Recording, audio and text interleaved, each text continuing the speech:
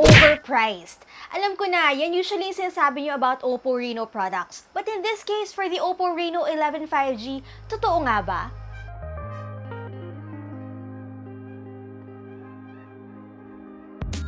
Hey guys, Leia here, and this is the new OPPO Reno11 5G. Just 6 months after the release of the OPPO Reno 10, may bago na naman. But this one is supposed to have a better main camera. So with that in mind, justified ba yung presyo niya na just below 25,000 pesos? Or overpriced nga ba? Bida ang camera sa OPPO Reno series, and this one is no different.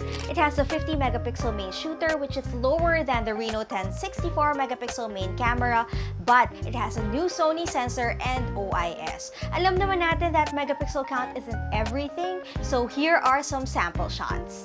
We took all these pictures using the OPPO Reno 11's main camera, and as you can see, it performs very well even in low light situations thanks to this sensor and OIS. And of course, we can't talk about the Reno 11 without showing you some portrait shots. Kita nyo naman that they turn out really well with enough separation of the subject from the background, pero natural pa rin yung outline ng subject. I really love how it makes the objects in the background appear bigger and closer. Talaga naman yung 32 megapixel telephoto camera is one of my favorite features of this smartphone.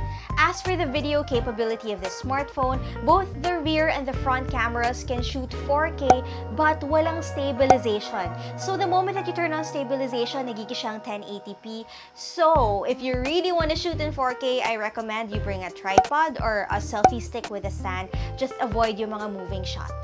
I have to say though that with its all Sony triple rear camera setup, you have all the basic focal lengths you need for photos and videos. Okay, so here are video samples for you guys. Right now, we're shooting with a rear camera, naka 4K tayo, kaya as you can see, walang stabilization. Now, let's try it with stabilization, and as you can see, naka 1080p na. Alright, now let's try the 4K selfie video.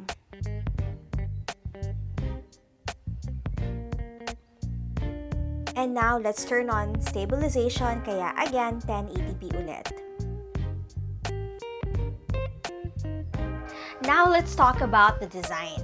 Depending on your taste, it may strike you as classic or basic. Ako personally, I find it pretty classy, although I would have preferred yung wave green color variant. This is rock gray, but the boys of the Unbox team actually like this color.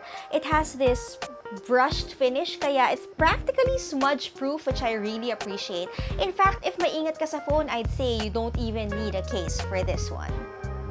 The Reno 11 5G comes with Android 14 base color OS out of the box, and it feels fluid with minimal pre-installed bloatware, which is just great. You get a 5000 mAh battery on this one with 67-watt super fast charging, and according to PCMark's battery benchmark test, it lasts 13 hours. So that's good for a whole day of use, and then pag uwi mo, sobrang bilis lang siya mag-charge. The display is really good too. It's a 6.7-inch 120Hz AMOLED panel, same as a Reno 10, and it's paired with stereo speakers that's great for both listening to your favorite songs and binge-watching shows. So, considering the new features and the specs, overpriced nga ba? If you use your phone a lot for photography, for taking portraits, then you may want to consider the OPPO Reno 11. It's not the cheapest phone out there, definitely, but it's a great tool for content creation. But if you're all about gaming, then you may want to consider an alternative because there are other phones out there that are really built for gaming at a cheaper price point. The OPPO Reno 11 is 24,999 pesos.